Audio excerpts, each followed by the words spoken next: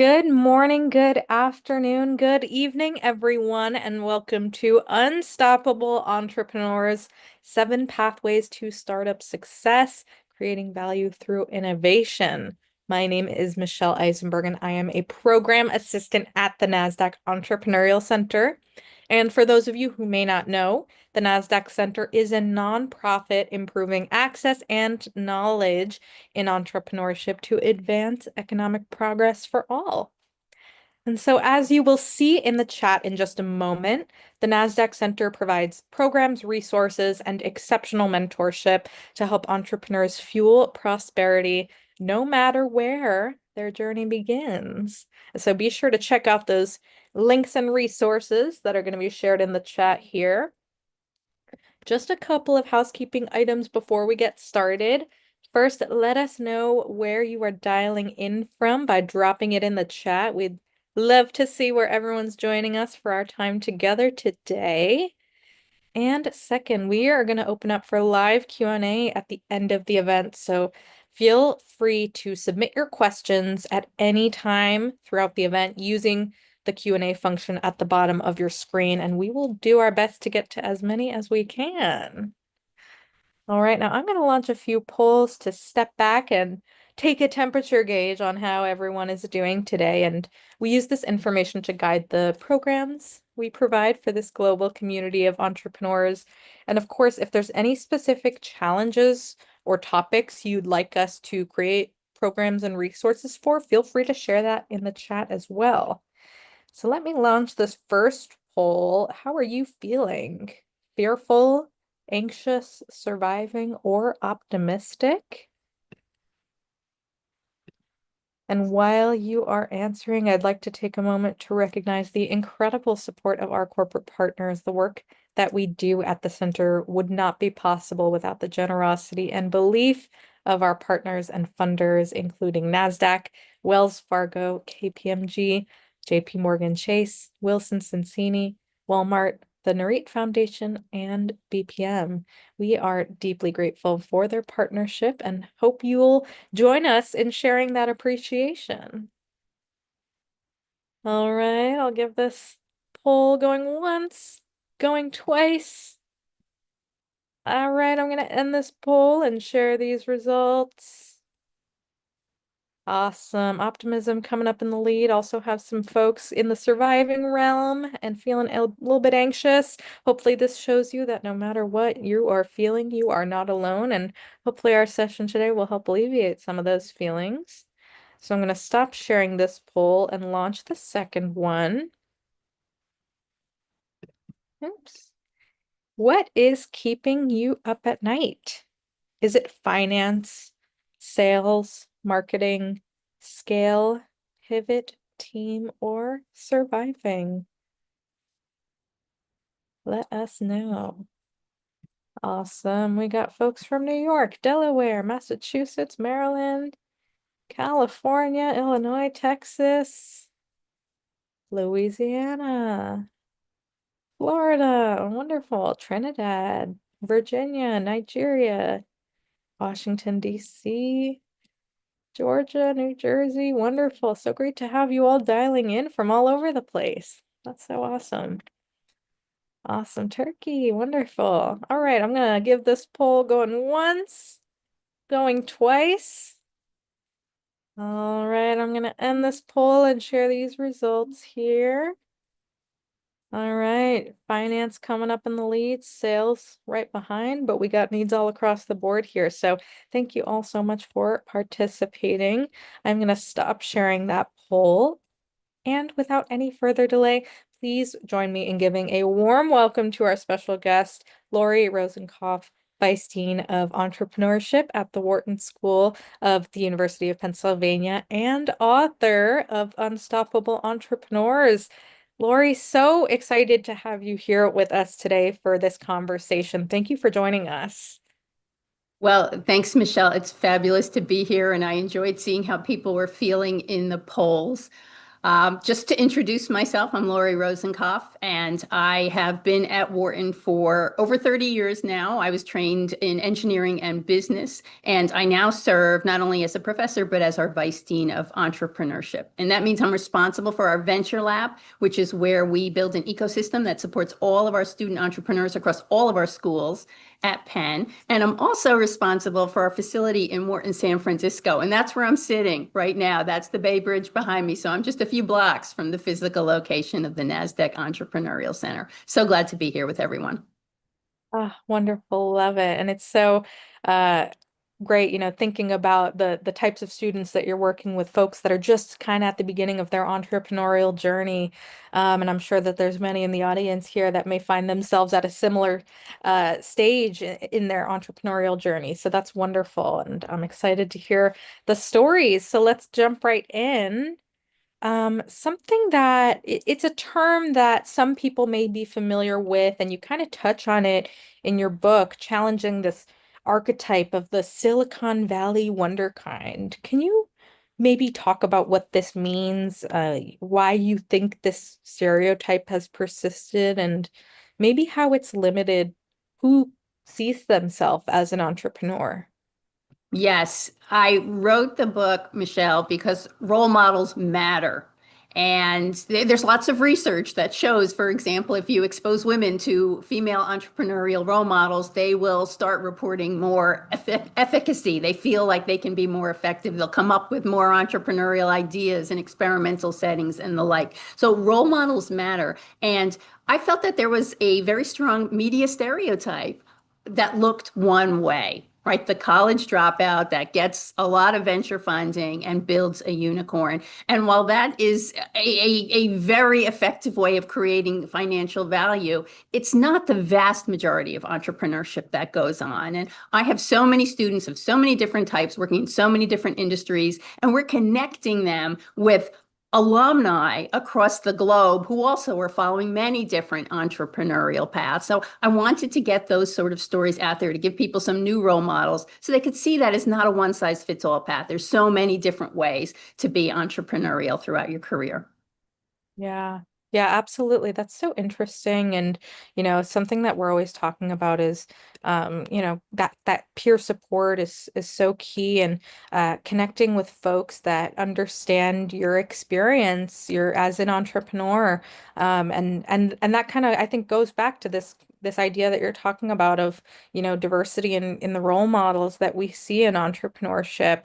And I know something that entrepreneurs talk about all the time is, feeling this imposter syndrome sometimes, is this founder life right for me? And I wonder what your thoughts are just quickly on kind of how that plays into this idea. Well, one of the subjects in my book is fond of saying, if you can see it, you can be it, which I really love. And also, founder life, founder is a clear entrepreneurial pathway. But in the book, I also have pathways where people aren't starting de novo from scratch. They're acquiring a small business and running it and trying to grow it. They're an intrapreneur working inside an established company, but using company resources to build out a new business. So there are multiple ways to be entrepreneurial, and that's the important part of the story.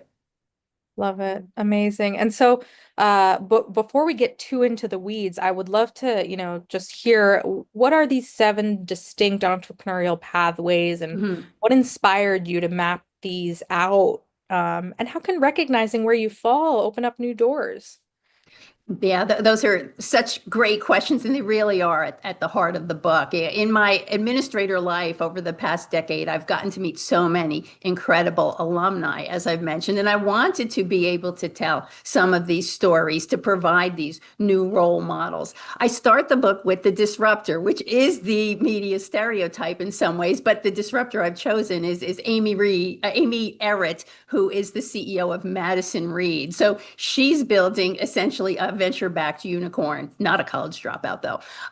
And she is building it in the women's hair care industry. Of course, it's now serving everyone, not just females, but that was how she started. And she had particular struggles because it was a female-oriented business. It changed the way that investors responded to her, but it was the same pattern. But I start there and then move to the opposite, the bootstrapper, the person who says, I'm not taking any funding, whether it's equity funding or debt. I'm going to pull myself up from my bootstraps, from any resources that I may already have available to me, and through whatever profitability I can generate at an early stage. From there, I focus on social entrepreneurs, so people who are putting their impact goals side by side with their financial goals. The technology commercializer. So that's someone who finds technology that already exists. Maybe it's in a university tech transfer center, or maybe it's at a government tech transfer center. Maybe it's in a company where they have patents that have come out of R&D that they're not doing anything with. It figures out how to connect that to a market to extract some value from it. Next is a funder, because there are a lot of folks, particularly from Wharton, from Penn, who have started funds of one sort or another. And starting a fund is an entrepreneurial activity. You're going through the same efforts of figuring out how to raise money and how to attract people to the company, et cetera. Next is the acquirer, as I mentioned, another great way to give yourself control of a business, which actually has a higher success rate than start from scratch entrepreneurship. And then finally, the intrapreneur, which I've also mentioned, but is incredibly important in terms of the innovation that is created in our economy.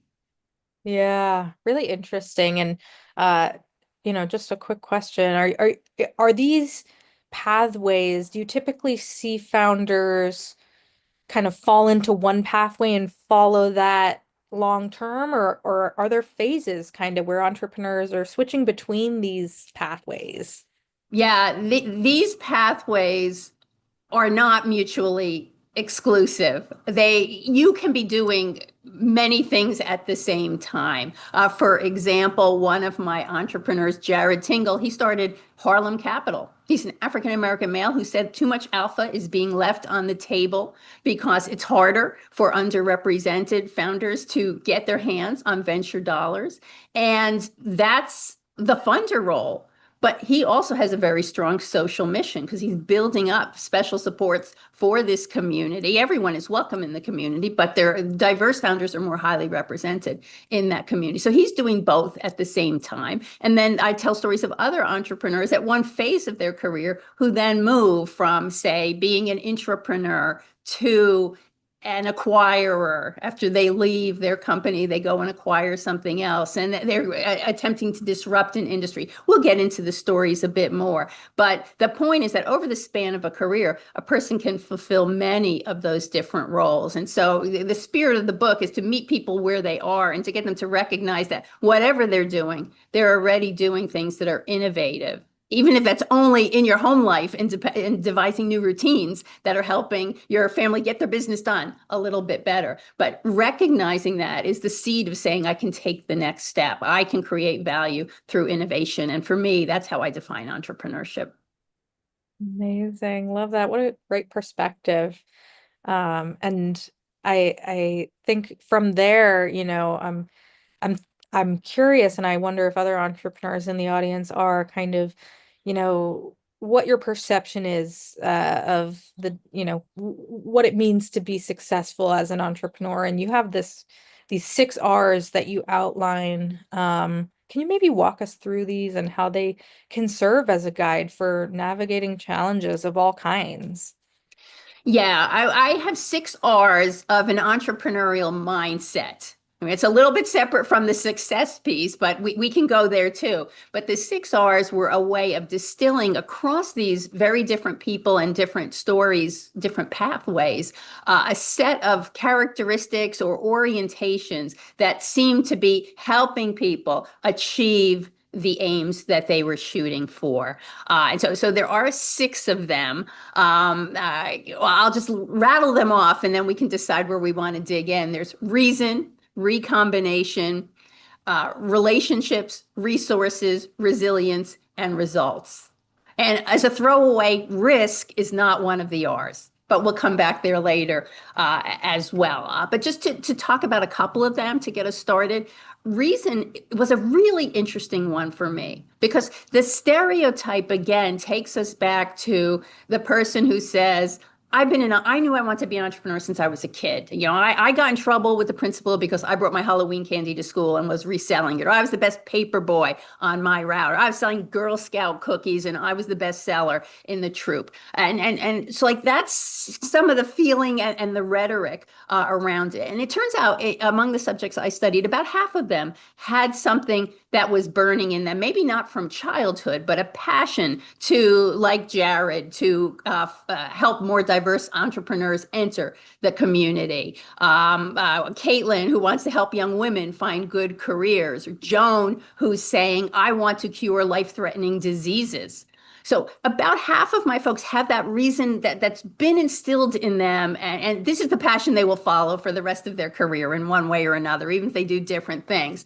But then the other half, tell me a story like, I always wanted to be an entrepreneur, but didn't know what I wanted to do.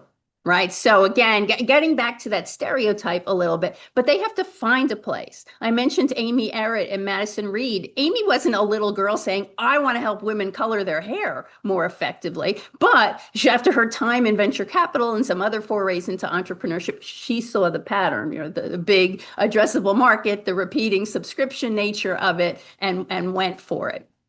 So that's reason. We can go into the other ones as you see fit. I know they'll come out through our talk. Yeah, yeah. Well, yeah, and that's something that we talk about so much with entrepreneurs in our community is identifying your why, your deeper why for the work that Hmm. you're doing. And sometimes the what and how isn't enough in conversation to get people to lean in. And it is that reason that can spark those kinds of conversations to go deeper. So I'm wondering, is there one of the R's that you think Hmm. entrepreneurs tend to overlook most?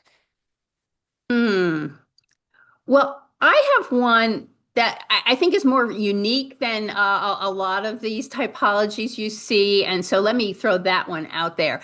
It's recombination. That's a term that just means a lot to me because my academic research was looking at patents and how companies would mix and match. I did a lot of corporate innovation stuff in my early career, how companies would mix and match different inputs in order to create new innovations. See, it comes from Schumpeter and creative destruction and that sort of phenomenon. But the reality is that entrepreneurs see opportunities because of some unique insight that comes from a combination of all of their experiences. What have you already done in terms of what industries have you worked in? What sorts of roles have you played across your career? What countries have you lived in?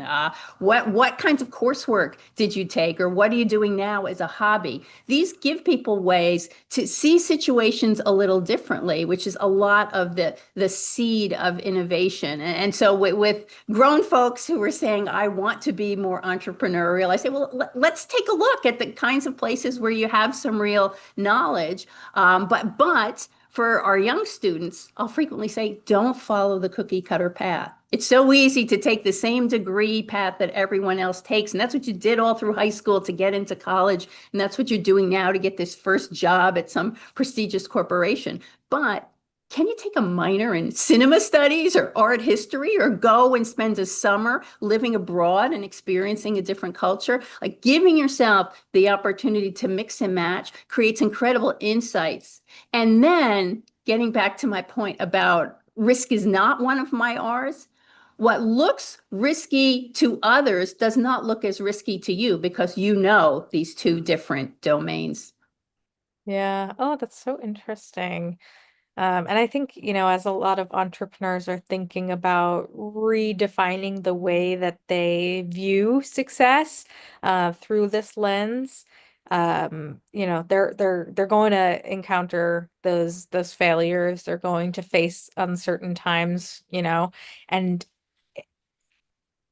how do you think that entrepreneurs should or what do you think are best practices in terms of reframing failure as a necessary part of their Mm. journey? And and how does that kind of trickle down into conversations with, you know, customers, potential partners, investors, team members? Mm-hmm. Mm-hmm. Oh my gosh, I love that question. It's always fun for me when I'm out on the West Coast because everyone talks about the culture that is more embracing of failure than you might have in other regions. And I think while that idea has spread, I do think that there's a good understanding here among the entrepreneurial community that it takes a lot of experimenting and back and forth to get to those really strong ideas. Here's what I know from my work in corporate innovation: 1 in 20 projects leads to some sort of success. Or if we look at venture-backed firms, we know that only a few in the portfolio deliver essentially all of the returns that make the portfolio work out. So the rate of success is not high. But all of the entrepreneurs that I talk to, and this gets to why we call them unstoppable or resilient, to use an R, is that they understand that feedback is a gift. Feedback is a learning experience. Feedback is the way that you're able to start to make adjustments to whatever is your current understanding of what is addressing a pain point that's going to allow you to reach a broader market. And learning how to do that is something that we practice quite a bit. We hear lots of people talk about growth mindset and grit and those sorts of things, but the ability to say this is an incredibly important learning experience, and I should be getting my wacky ideas in front of whoever will listen to them to start to refine them rather than head down trying to perfect something that I'm not sure that the market needs is, absolutely a key issue. Yeah, absolutely. And a pattern I'm kind of seeing, and it goes back a little bit to what you were saying before of like get out there and have different kinds of experiences that don't fit that cookie cutter mold. I wonder, just about your thoughts on the role that curiosity plays in Mm-hmm. identifying untapped opportunities and how entrepreneurs can, stay consistently open to innovation in industries that might seem unchangeable. Oh, wow. Well, nothing is unchangeable over the long haul. Everything is changeable. But again, to play on the idea of recombination, how can you draw some analogies from other sorts of industries? Like we've heard everybody say, I'm building the Uber of dog walking, right? Yeah. Yeah. And so there are many ways to think about that or to think about transplanting. This winter I had all kinds of sinus problems and I was using some kind of device to spray stuff in my nose, but it was more natural stuff, right? Right. And so somebody, and Americans have traditionally just put all kinds of chemical spray up their noses, but somebody who's lived in India and grown up with seeing neti pots Yeah. comes to the US and says, my God, there's a wonderful market for this. So like making yourself open to that recombination is incredibly important. And then to push on recombination a little more, let me give you some more of the R's: relationships and resources.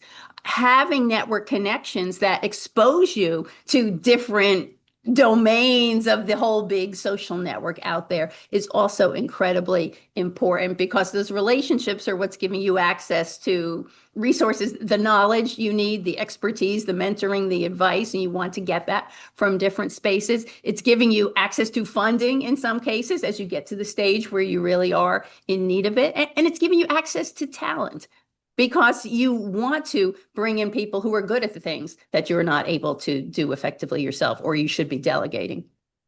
Right, absolutely. This is great because I feel like entrepreneurs are kind of getting an idea of like, an image is forming in your head, hopefully, of like what it means to be this unstoppable entrepreneur. And I'm wondering, just from what you were just saying, any Mm-hmm. other traits or habits that you've seen consistently across those who, are well aligned with this definition of unstoppable Mm-hmm. entrepreneur.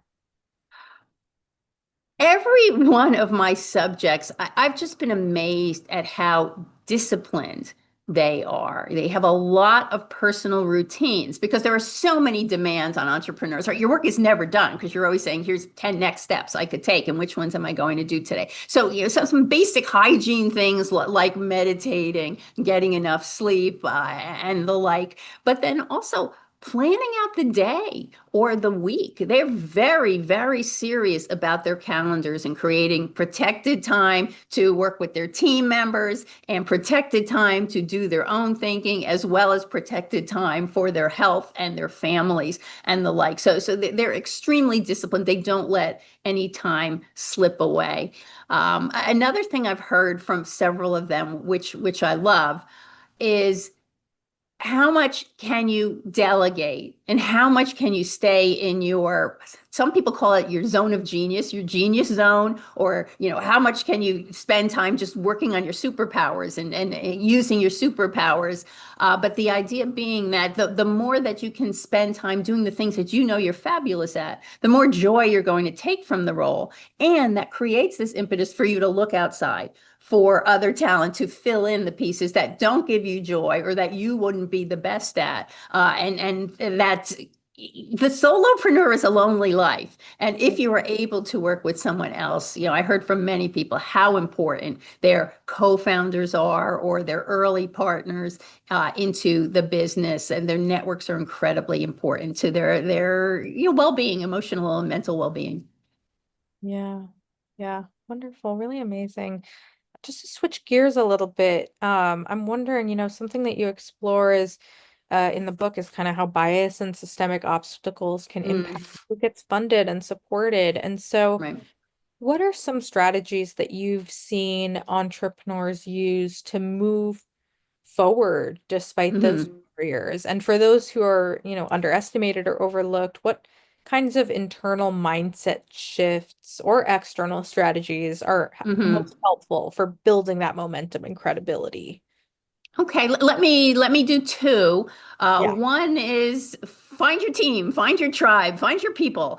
I think it's really important for anyone who's feeling like they're encountering some bias or any sort of systemic obstacles to have a set of people who have experienced some of the same issues, can be sympathetic, can be empathetic, can provide some advice of what they've done, and also who start to provide a sub network that can potentially help. And I'm thinking again, what Jared did with Harlem Capital. He actually gives a 1% of his carry is distributed among his portfolio firms to encourage his founders to come together and hear each other and help each other. And they've created Slack channels and all this to get those portfolio firms communicating and coming together.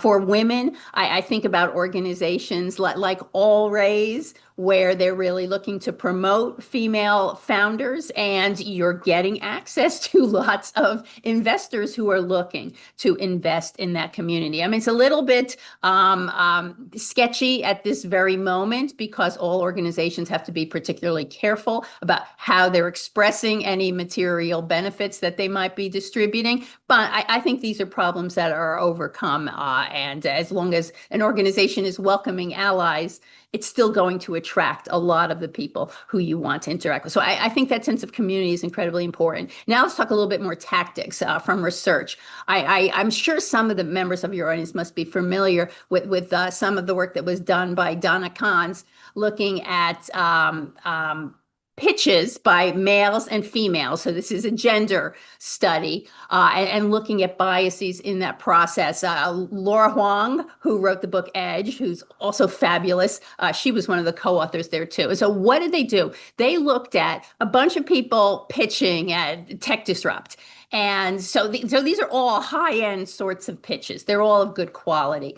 And what they found was that depending on the kinds of questions the investors asked, They could be classified as either promotion questions or prevention questions. And a promotion question is when somebody says, tell me what you think is going to happen in 5 years and how fantastic your company will be. And you get to promote this vision that you're super excited about. And in contrast, the prevention question is when one of the judges says to you, I'm really worried about your ability to attract this particular demographic. I don't think they're going to go for it. How are you going to solve for that? And you can see that that gets you talking about stuff that's negative and cautionary and the like. And it turns out female pitchers were asked a lot more prevention questions, while male pitchers were asked a lot more promotion questions. So the advice that they've been giving is you may face these sorts of biases either as women or as diverse people in the investing process. You may get these kinds of questions. We have to acknowledge that, but it's your job to figure out a way to flip the script on that and to look to turn a prevention question into a promotion opportunity as quickly as possible. To say, I've thought through that issue, and here's how we would envision in 5 years what this will look like. Here are the steps we're going to take to get there. But to, again, paint that picture of this amazing future, which is what any investor who's looking to invest is looking for. So I think that's an incredibly important thing. And we have to acknowledge that there may be some of these biases, but with being well equipped and prepared for them allows us to start to get back to the stage where we're promoting ourselves. Yeah. Oh, so many great insights there. And, I think as entrepreneurs are kind of thinking about their communication strategy going into these discussions, and, maybe with a renewed sense of, what it means to be successful as an entrepreneur. I wonder how important is it for when kind of you're integrating that storytelling aspect, flipping the script there, how important is it for entrepreneurs to help in potential investors, or partners, understand what it means to them to be successful? um, does that make a difference in what you've seen? Mm. I think that the objective of a pitcher who is anyone who is pitching, an entrepreneur who is pitching to an investor, wants to align goals. So if it's an impact investor that's very interested in social mission as well as financial mission, I think it's easier to tell that story and have that alignment take place. But if you're looking at a traditional venture capitalist who's saying, I'm looking for the couple of runaway successes in my portfolio, I do think you have to align to that. But that gets to the underlying issue of where are you pitching in the first place. And if it is more mission oriented, the impact investors are better, the foundations are better. There's lots and lots of different sources. Again, it's a tight moment right now, but that alignment is really important, because I don't think it's easy to persuade a funder who has a particular thesis off of their thesis.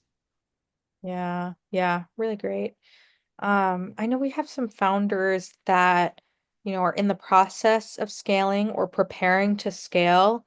Mm. And thinking about, maybe your established values and your mission, what lessons from the book or from your career, do you think might help entrepreneurs kind of navigate that tension? And maybe what signs would suggest that a company is scaling at the cost of its purpose or reason? Well, I think there is a clear pattern of founders staying with their new ventures for a while and then moving aside in favor of professional managers as you get to a really big scaling opportunity. There's no shame in that. I do want to say that because many people, again, back to your original reason, some people are just 0 to 1 sorts of folks. They want to found, then they want to cash out, hand it over, and move on to the next new thing. So for them, it makes perfect sense. I think for the folks who are very into a particular mission and have that burning passion and reason, and they're starting to build a vehicle that's growing, that can be a little bit tougher. But again, that's about doing what you love and saying, how can I bring in people to help? Because if you're scaling, it means that you are growing, you have customers who are desperate for your offering, and you should be looking at some funding resources, which will allow you to bring in people to supplement what you're doing. Yeah, yeah, absolutely. And just a quick follow-up there. I'm wondering, are there certain instances or moments that you, Hmm. commonly see in the entrepreneurial journey where founders, maybe put in a position where they're kind of forced to choose between impact and growth, and, how would they potentially approach that? Yeah, I've heard this more from our alumni who are investors, Hmm. about having the hard conversation with their portfolio firm founder when the VC feels like it's time to move on. But that really is a discussion about alignment as well. So again, traditional VC, we're trying to make as much in returns as possible. If we can bring in somebody else to help with this, we can give you a more ceremonial role that still allows you to participate in the business and the like and get these financial aims. If it's a much more mission-oriented setting, then I think you're going to have a little bit more support from your investors. But there are many times where people move on to something that feels even more exciting. In fact, let me tell you a story, which I think illustrates a lot of the themes before we go to Q&A. Um, I have not mentioned Jackie Reeses. She's my intrapreneur, and Hmm. she was working at Square. And Square, as you know, the little white square where you put your credit card in when you go into some neighborhood coffee shop to buy your transaction. And so Jackie was originally, before she came to the West Coast and went into tech, she was a banker. She was an investment banker. She was in private equity. And she realizes, because she's a banker, she realizes that these little terminals are collecting so much information that'll tell us whether someone, some small business entrepreneur, is a good credit risk. We know exactly their sales volume because of this. And what Jackie decides to do, because she's a banker, this is a recombination story. She sees the value of this data, and she winds up building out a bank at Square. So Square is now, of course, Block, and they have a wholly owned subsidiary called Square Financial Services, which actually has a banking charter. And banking charters are barely ever granted to non-banks. But this little fintech was able to get it, and Jackie did that. Having said that, she then wound up leaving, and she acquired a mom and pop bank, a traditional bank in the middle of the US. It's called Lead Bank, and it's in Kansas City. And she's now transforming that into a disruptive fintech bank. So that was like three paths at least, right? The entrepreneur from the to the acquirer to the disruptor, which I Yeah. had alluded to earlier. But so there is a moment where you say, this is, I've done what I can do here. And that's what happens. I did also just see something flying through the chat, which said, do all entrepreneurs require investors? And I want to very clearly say no to that. I haven't talked at all about the bootstrapper, so I would like to go there for a moment. Over 80% of all enterprises are bootstrapped. So they take no equity funding. They don't even take on loans. And so much of the 31 million enterprises in the US, much of that is self-funded, solopreneurs, but also just small businesses. And they are profitable on their own. They have a higher success rate than businesses that are founded with equity or debt funding. So absolutely not. You do not need investors, although that's where a lot of our discussion has been focused. Yeah, really helpful. Thank you. And Yeah, that is a question that we see a lot. So that's a great perspective. Just to close us out here before jumping into live Q&A, I'm curious, from the you know, funder financial institution Hmm. perspective, Hmm. how can the entrepreneurial ecosystem do a better job of supporting entrepreneurs from underserved backgrounds? What's your take? Yeah, as I said, it is a little bit more challenging at this kind of heated political moment, but the programs that have been built to attract and educate students and young people and anyone who's interested in coming into entrepreneurship are incredibly important. Let me give you an example of something that we built at Penn. I built this out. We started 3 years ago, and my team did a fabulous job with this. We call it Bet on Entrepreneurship. And the idea of it came from a donor who said to us, I was able to become a successful entrepreneur and investor because my family background gave me a safety net. So I knew if I failed, I could live at home and make it work after a while. But what about the students who don't have that sort of safety net? So we built out this program to get our first gen low income students, so people who didn't have as much safety net, the opportunity to get placed in VC firms for the summer. And so we've sent 39 very young undergraduates, first and second year undergraduates, out to some of our alumni who have VC funds out here, and they go and work in the portfolio firm for the summer to learn about this space. And the comments at the end are just incredible. Like the students write a note to the anonymous donor, and they'll say things like, I didn't really know what startups were, or I didn't have parents that could call a friend to help me get an internship. And this opportunity, it changed my life. And now we're seeing 3 years in that the students they're joining portfolio firms, they're designing their own entrepreneurial ideas. Some of them are going into investing in various forms,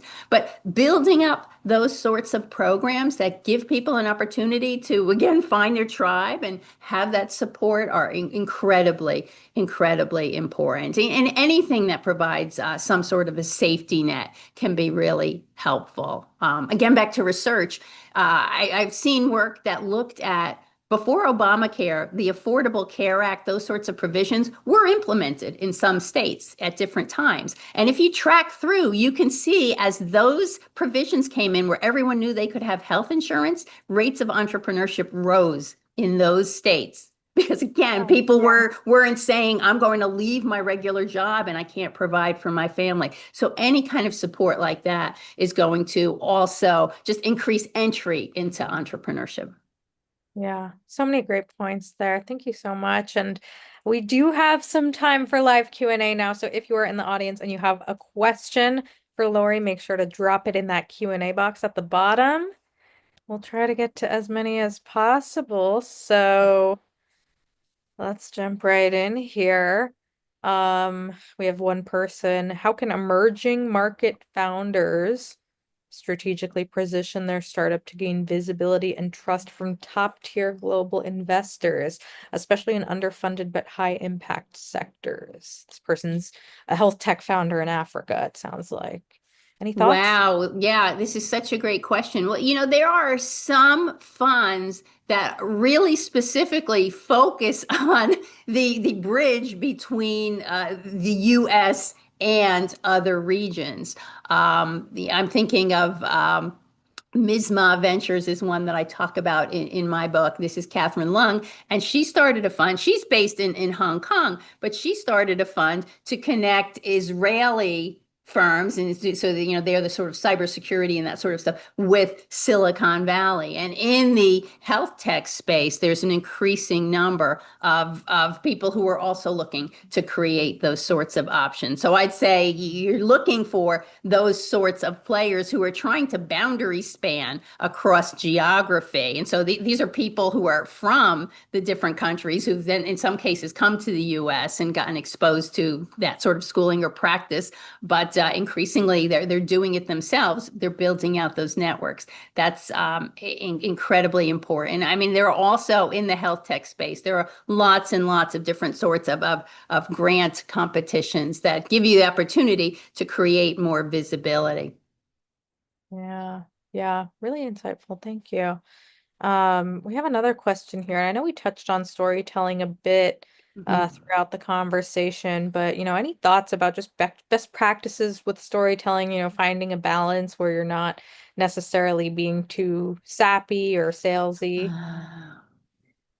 Yeah, yeah. I think that the personal story, now like our minds go to Shark Tank when somebody tells the sob story that they do before they do their pitch, right? Like that sort of stuff, again, if it's aligned with a very particular mission, if it's become your life's work to address a specific physical issue because someone in your family had it, I think it's incredibly relevant. But if you've just had a hard upbringing, I think you want to turn that into not, I've had a hard upbringing, but rather, because of my upbringing, I've learned to do so many things that can now help other people. And that's Jared Tingle's story, that he came up without so many resources and was a beneficiary of a lot of financial aid and scholarship. And he made it his mission to turn that around and give back. And then it's an incredibly motivating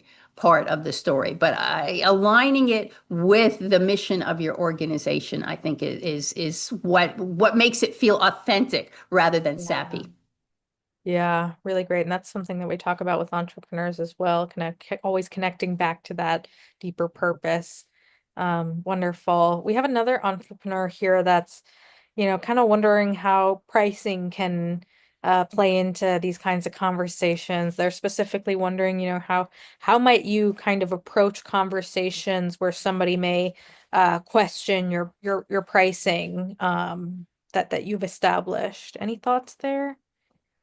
Well, I don't know that this is different for entrepreneurs than for people in corporate environments. I mean, this is just the hard work of putting the information out there and working with whether it's focus groups or A/B testing or any of these approaches that are going to start to give you a sense of that elasticity of demand, right? You can charge more, but then you'll sell less. And then where is the sweet spot?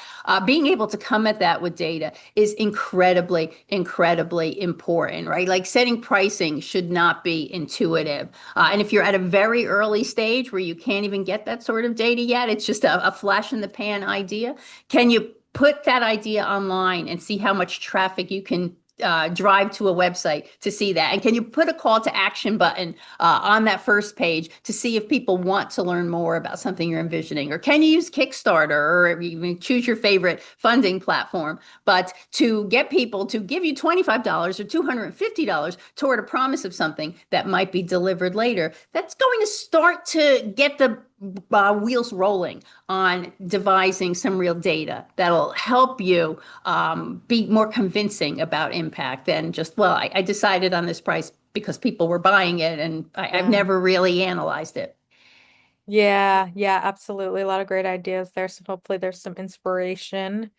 We have another question here that I think is really awesome. This person, feels that they might kind of identify with that entrepreneur Intra. pathway, but they don't really believe in the hustle and grind culture. Is there room for success for her in an ecosystem that's a little bit t more tailored to that kind of Silicon Valley wonder kind stereotype that we talked about at the beginning?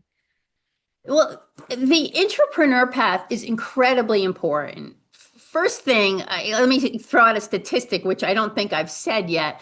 70% of all innovation is developed at established firms. Maybe I did say that earlier on, but that means there's a lot of opportunity to be building businesses and getting that sort of practice in while you're being funded by company resources, and the risk of failure is very different. I mean, there are even some people who wind up pursuing something in their company and the company chooses not to pursue it because it's not going to generate enough returns for a bigger company. But then those people, in some cases, wind up leaving and pursuing it on their own. My own daughter works in consumer packaged goods, and that's very common. You learn how they build these big brands, but really, the companies don't do that many things from scratch. They're looking to acquire. So people leave, build up new product ideas, and then those products are acquired by the big firms. And once they've demonstrated their success, so it's almost like these CPG firms that's the way that they do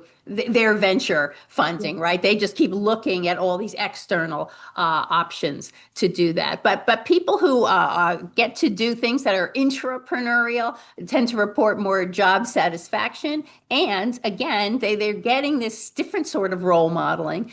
They wind up doing more entrepreneurial things, more innovative things as they continue. So it's a fabulous pathway. And some companies have very explicit ways of training and rotating you so you can start to recombine and see the ideas. Some companies offer sabbaticals, or you hear about the 20% Google time, which of Yeah. course came from the 15% 3M time for those people who are in my generation and are making wisecracks about paper boys in the chat. But then beyond that, companies are running hackathons where people are saying, here's a problem, we need to solve this, and everyone's going to spend a weekend trying to come up with ideas, and we have all kinds of prizes and rewards for that.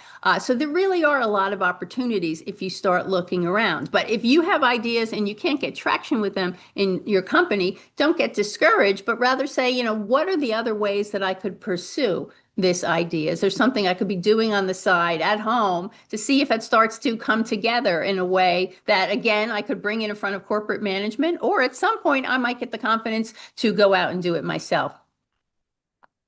Wonderful. Amazing. That's great. Thank you.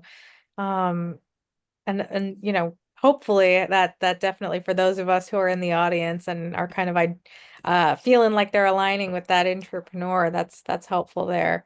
We have another question that I think is awesome. This person is designing something from scratch in that Mm. beginning of the ideation phase. How can I intentionally align the 6 R's so I'm not just checking boxes, but really driving lasting impact? Any thoughts? Mm. Well, what, some of the advice that I give to people, they say, what do I do to get started? Yeah, what I'll say is identify a pain point, test the market, and activate your networks. And I've talked about a few of these already, but let's put them together. Identifying that pain point, you're ideating right now, but don't just keep ideating. You need to be getting out there in front of people and getting their feedback to assess whether this is a pain point that is widely shared and has the potential to generate profitability at some point down the line, or whether it's something that's always going to be so small that it's always going to be a bit of a struggle. And we all have different goals, or how much is enough, but that's something that you want to be understanding. So that gets back to testing the market and building the web page, or doing the Kickstarter, or using some initial sales to try to start experimenting with different options and the like. But then activating your networks is the other incredibly important piece. Those of us who've been on this planet for a while have very large networks. They may be very latent, they may not be activated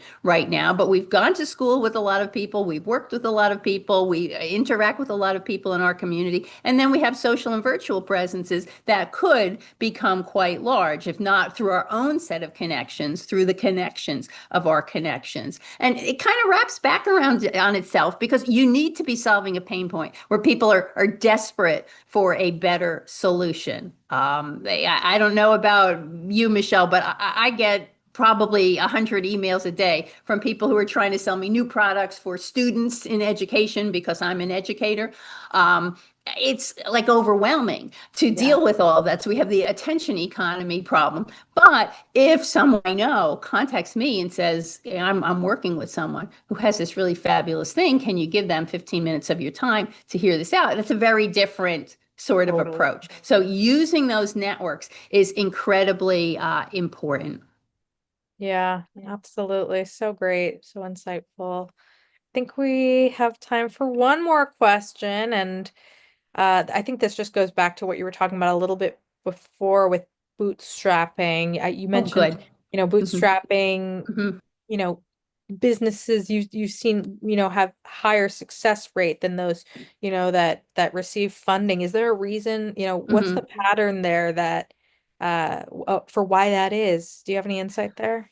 Yeah, yeah. So the statistic is that bootstrap ventures are about 80% likely to still be in business 5 years later. Whereas for normal, or funded ventures, I should say, non-bootstrapped, that at best is 50%. And again, in VC, that's much lower. And a big part of that is because you're not indebted to or bound to any sort of equity investors or any sort of debt that you have to be paying back. Whatever you're making is yours, and you're controlling and capturing all of that value. So you're not creating a hole that you have to dig yourself out of in the same way. I would love to close with tell you the story of my bootstrapper Jesse, because this is really inspirational. He was the kid who got in trouble with his principal for selling Halloween candy, and he was trying to find a place to be entrepreneurial.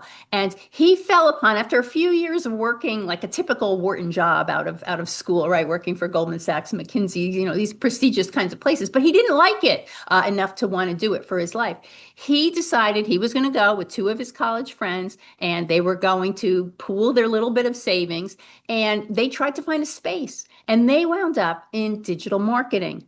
And this was right before the rise of mobile. And they were one of the first ones in for Facebook when Facebook opened up their API. And they wound up advising tech companies on how to spend their money to target us with all those annoying ads that we get that make us want to buy stuff that we don't really need to buy on all of our socials. And they built an 8-figure business out of that. Having said that, 8 figures, that's what they sold it for 10 years later. But then Jesse now continues to bootstrap, and he's building out a portfolio. And this is the recombination coming to the fore because he knew so much about this digital marketing. His friends who still worked in private equity would call him and say, "We're doing this big deal.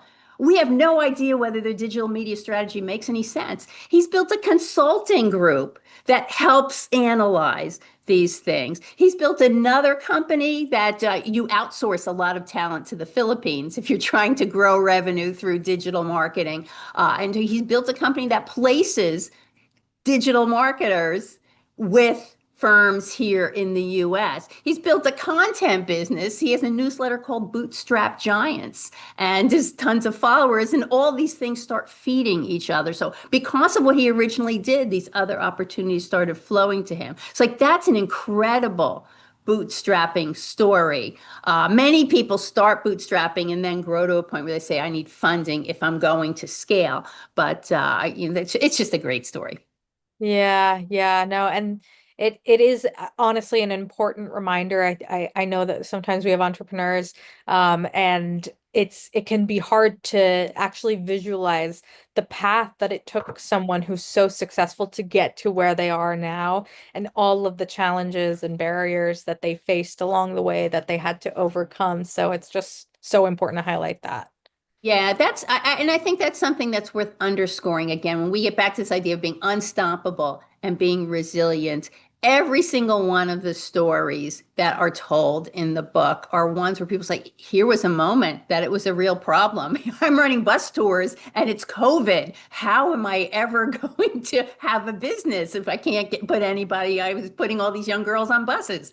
Um, well, you go virtual and all of a sudden you're an ed tech and you can scale your business much more dramatically. Or what happens when Jesse loses his biggest customer and spend on Facebook? There are many of these crises, and frequently in these stereotypical tellings of the wunderkind, we really don't hear about all those tough moments. And every single person, to a person, when I asked them what was hard and when were there moments where you thought maybe this isn't going to work, they told me about deals that didn't close, you name it.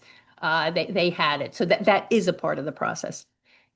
Amazing. Lori, this has been such a wonderful conversation. If you had just one key takeaway or piece of wisdom that you want to leave with everyone here today, what would that be? Hmm. Do what you love as much as you can. Identify that reason and purpose. Try to align your work with that. Try to get others to help you on the things that you don't feel as excited about. And then you're likely to lead a really rewarding and fulfilling career.